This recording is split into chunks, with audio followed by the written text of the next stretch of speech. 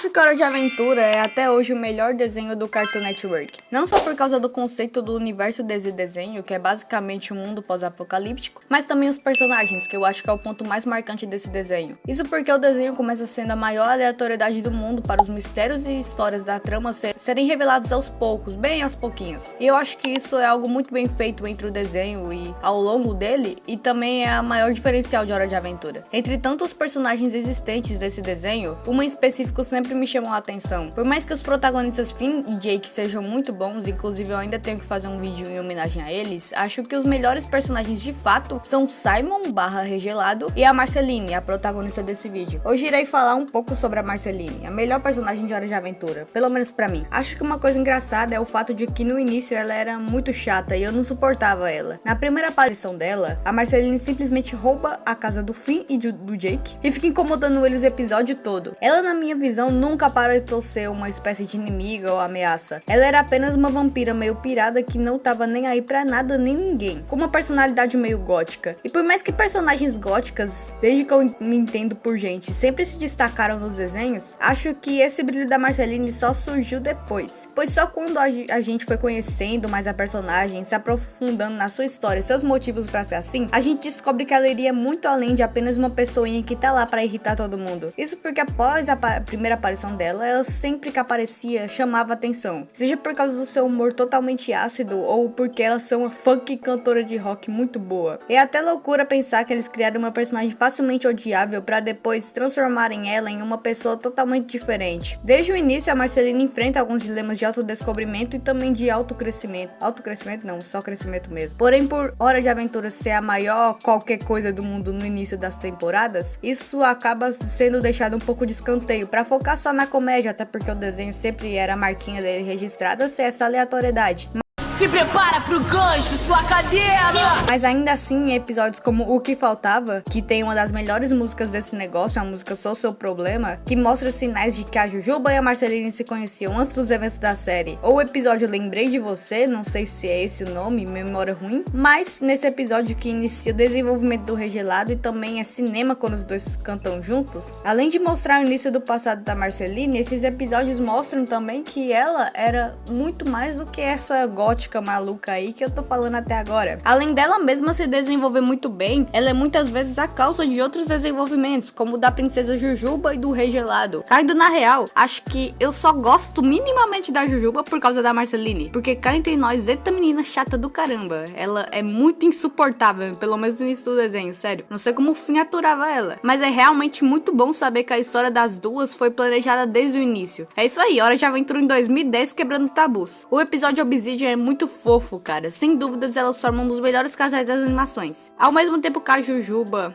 foi a causa de um monte de trauma com rejeição da Marceline, acontece, né? Mas ainda assim não deixa de ser bom. Enfim, a Marceline sofre desde que ela se entende por gente. Pra começar, a menina nasceu bem no momento que a guerra tava truando no mundo, e digamos que não é o melhor momento pra uma criança nascer. A mãe dela tinha uma doença terminal e acabou morrendo, porém pra poupar a filha, ela nunca disse isso, então a Marceline pensou que tinha sido abandonada e só descobriu a verdade depois do fim da série lá em Obsidian. Quer dizer, digamos que ela não queria poupar, meio que ela fez um vídeo explicando tudo, mas meio que a Marceline só descobriu lá em Obsidian a existência desse vídeo. A garota cresceu sozinha? Não, no meio da guerra ela achou o Simon, que foi como um pai pra ela durante um tempo. Mas uma certa coroa congelante corrompeu ele e fez com que ele virasse o rei gelado e fizesse com que ele abandonasse a meninas, ou melhor, que ele fosse obrigado a abandonar a menina e a bichinha sem entender nada. Olha que legal. Mas aí a mãe morreu, mas e o pai? Quem é o pai? O pai dela é um demônio que durante muito tempo se mostrou um idiota, né? E o real crescimento dos dois só aconteceu depois, ao longo da série, que a gente vê que os dois ainda se importam com o outro. Mas dane-se também, porque eu nunca fui com a cara dele. Ela conheceu pessoas, que eles também abandonaram ela. Ela conheceu a Jujuba, que também abandonou ela na hora H. Resumindo, essa menina só é jogada pra todo lado. E tudo isso foi formando essa personalidade paia da Marceline. Até o namorado dela arranjou no processo sucesso, mas todo mundo sabe quem ela queria de verdade no fundo. Enfim, ela nunca soube ao certo quem ela era mais, depois de tantos anos só sendo vítima de tudo isso. Mas em nenhum momento eu acho que ela se colocou de vítima de fato por causa de tanto trauma. Ela simplesmente se fechou e começou a agir que nem criança. Tanto que quando ela conhece o Finn, ela dá muitos conselhos ruins a ele pra conquistar a Jujuba e age que nem uma doida. Vive implicando com a Bonnie e só faz merda. Porém, enquanto tudo isso acontece, a gente vai descobrindo a história dela aos poucos, e isso que eu amo em Hora de Aventura. Eles não jogam informação na cara, eles vão calma, eles vão explicando devagarzinho e você só fica na ansiedade. Meu Deus, e agora? Mas eu necessito agora dar um espaço pra minissérie dela, que é o Hora de Aventura Estaca Zero, que é um arco totalmente dedicado a ela. Essa série eu vi no mínimo 5 vezes no Cartoon Network na hora do almoço. Inclusive foi ela que me abriu os olhos pra enxergar que a Hora de Aventura vai muito além de uma comédia meio esquisita. Então vamos lá, né? O arco do cara vampiro e a relação dela com os humanos lá no passado são muito bons. E o mais importante é nesse arco em que ela cresce de fato. Eu acho muito lindo isso. Ela até agradece a Jujuba por ter ajudado ela a crescer e tal.